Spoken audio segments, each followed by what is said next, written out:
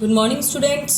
आज हम पढ़ेंगे एक्टिविटी रेशियो के बारे में। इससे पहले हम दो रेशियो पढ़ चुके हैं, liquidity ratio and second is solvency ratio.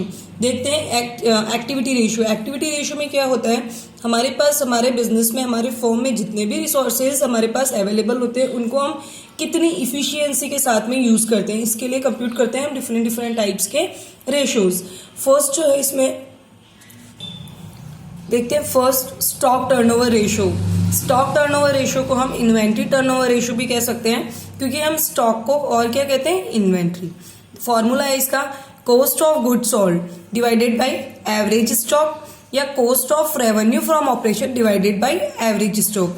अगर आपके पास इन केस क्वेश्चन में केवल क्लोजिंग स्टॉक है या सिर्फ स्टॉक है या सिर्फ इन्वेंट्री लिख रहा है ए सिंगल टाइम, तो आप लोग कर सकते हैं अपॉन जो आपके पास दिया हुआ है इन्वेंट्री, क्योंकि आपको एवरेज निकालने के लिए ओपनिंग क्लोजिंग देना जरूरी है। अगर सिंगल दिया हुआ था तो आप उसको एज इट इज लिख लेंगे। यहाँ देखते हैं कॉस्ट ऑफ गुड्स सोल्ड या फिर cost of revenue from operation कैसे निकालते हैं। आपको बताया हुआ अभी ये कैसे निकलता है।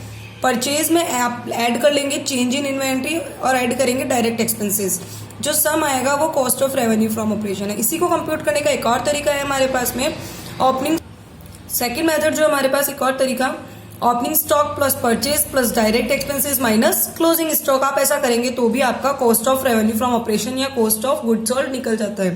नेक्स्ट बात करते हैं कि अगर क्वेश्चन में परचेज भी नहीं हो, ओपनिंग स्टॉक भी नहीं हो, डायरेक्ट एक्सपेंस भी नहीं हो, तो अब आप कैसे निकालेंगे cost of revenue from operation. तो भी टेंशन नहीं है, हम लोग सॉल्व कर सकते हैं। नेक्स्ट है revenue from operation. Revenue from operation का मतलब सेल्स, उसमें से अगर आप लेस करते हैं ग्रॉस प्रॉफिट को, तो आपके पास जो निकल के आता है वो कॉस्ट ऑफ गुड्स सोल्ड या cost of revenue from operation आप कंप्यूट कर लेंगे। तीनों तरीके से आपको समझ में आना चाहिए।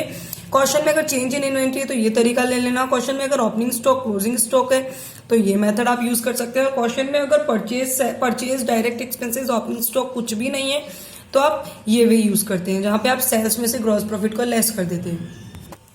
नेक्स्ट हमने पढ़ा था डिवाइडेड बाय एवरेज स्टॉक। तो एवरेज स्टॉक हमें एवरेज का मतलब समझ में आता है। एवरेज स्टॉक का मतलब क्वेश्चन में अगर हमारे पास opening stock plus closing stock है तो हम करेंगे opening plus closing divided by 2। तो अगर ऐसा करेंगे तो हमारा एवरेज निकल जाता है। अगर एवरेज नहीं निकालना है, हमारे पास सिर्फ क्वेश्चन में स्टॉक लिखा हुआ है या इन्वेंट्री लिखा हुआ है, तो आप उसको एज इट इज लिख देंगे। एवरेज कंप्यूट करने की आपको जरूरत नहीं पड़ती है। नोट है एक, when cost of goods sold computation is not possible, जब आपका सीओजीएस निकालना पॉसिबल नहीं होता तीनों केस में, then stock turnover ratio can compute on the basis of net sale. तो आप उस केस में क्या कर सकते हैं, नेट सेल्स के बेस पे भी स्टॉक टर्नओवर रेशियो को कंप्यूट कर सकते हैं। स्टॉक टर्नओवर रेशियो का फॉर्मूला तब क्या हो जाता है, net sales divided by average stock. Net sales आपको पता है कैसे निकलेगी, जो आपकी सेल्स होती है टोटल, उसमें से अगर आप सेल्स रिटर्न को लेस कर देते हैं तो आपकी नेट सेल्स आ जाती है। एवरेज स्टॉक सेम इसी तरीके से निकलेगा, आपको बता रखा है। ये मेथड तभी यूज करना है जब आपका सीओजीएस तीनों मेथड से निकलना पॉसिबल नहीं होता है। सेकंड आता है एक्टिविटी रेशियो में, सेकंड पार्ट है trade receivable turnover ratio. Trade receivable का मतलब क्लियर होना चाहिए, पहले भी बताया था। ट्रेड रिसीवेबल में debtor and BR both are covered. Formula होगा net credit revenue from operation, मतलब नेट सेल्स। इसको हम नेट सेल्स भी बोल सकते हैं इन शॉर्ट, लेकिन पता होना चाहिए रेवेन्यू फ्रॉम ऑपरेशन भी यूज होता है इसकी जगह। Divided by average trade receivable. Net credit revenue from operation कैसे निकालेंगे, टोटल हमारी जो सेल्स है उसमें से हम अगर हम कैश सेल्स को लेस कर देंगे तो हमारी क्रेडिट सेल्स निकल के आ जाएगी।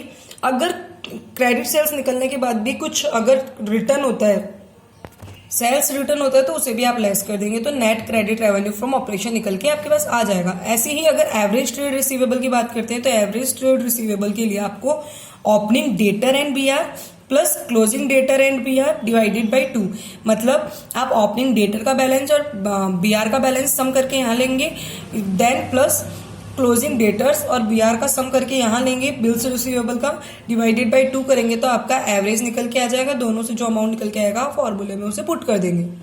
नेक्स्ट आता है अपने पास एवरेज कलेक्शन पीरियड की, हमने कलेक्ट कितने टाइम में किया, तो वो बात करते हैं। अगर मंथ्स में होता है तो 12 मंथ्स, डेज आते हैं तो 365 डेज की बात करते हैं तो 365 days, in case of leap year 366, otherwise 365 ही यूज करना है। वीक्स की बात करते हैं 52 weeks, divided by trade receivable turnover ratio, मतलब जो पिछला हमने रेशियो पढ़ा उससे जो आंसर निकल के आ रहा है वो डिवाइड में लिख देंगे यहाँ। और अगर दूसरे तरीके से करना है तो एवरेज ट्रेड रिसीवेबल हमारे पास जो उधर आंसर निकल के आया वो सॉरी एवरेज ट्रेड रिसीवेबल जो हमने एवरेज निकाला ओपनिंग डेटर बी आर करके plus closing debtor B R multiply by number of days in a year, number of days in a year divided by net credit revenue from operation, मतलब net sales, net credit sales. Okay, next आता है आपका, जैसे अभी हमने पढ़ा था trade receivable turnover ratio, उसी तरीके से अब हम पढ़ेंगे trade payable turnover ratio. Payable में कवर होता है क्रेडिटर बीपी, क्लियर होना चाहिए इसका। अगर हमने नेट ट्रेड रिसीवेबल में अगर हमने नेट क्रेडिट सेल्स ली थी तो ट्रेड पेबल में क्या ले लेंगे अब हम, नेट क्रेडिट परचेज। ठीक है, नेट क्रेडिट परचेज वही डिवाइड में क्या आएगा, जैसे उधर ट्रेड पेबल एवरेज आया था वैसे ही यहाँ पे, सॉरी वहां पे ट्रेड रिसीवेबल एवरेज आया था, यहाँ पे ट्रेड पेबल का एवरेज ले लेंगे। नेट क्रेडिट परचेज कैसे निकालेंगे, टोटल परचेज में से कैश को लेस करेंगे तो क्रेडिट परचेज बच जाएगी।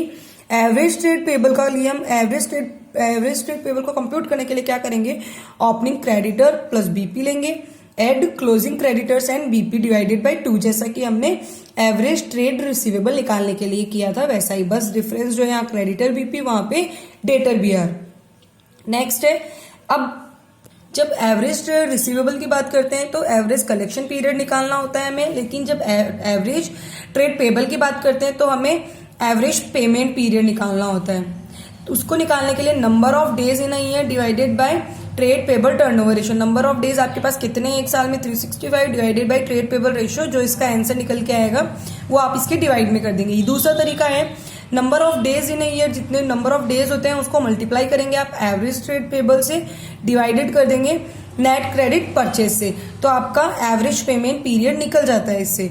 नेक्स्ट और लास्ट जो आपका फॉर्मूला बनता है इसमें, total assets ratio, total assets turnover ratio या टोटल इन्वेस्टमेंट टर्नओवर रेशियो, एक ही बात है। फॉर्मूला है रेवेन्यू फ्रॉम ऑपरेशन और cost of revenue from operation as case में भी, जो भी केस होगा आपके पास वो यूज कर लेंगे आप। अगर कॉस्ट निकल रही है तो कॉस्ट से कर लेंगे, कॉस्ट का अगर पॉसिबल नहीं है तो रेवेन्यू फ्रॉम ऑपरेशन कर लेंगे, divided by total assets. Total assets का मैंने आपको पहले बताया है कि टोटल एसेट्स में क्या क्या लेना है आप लोगों को। Okay, thank you. Next video देखिएगा एक न्यूमेरिकल के साथ।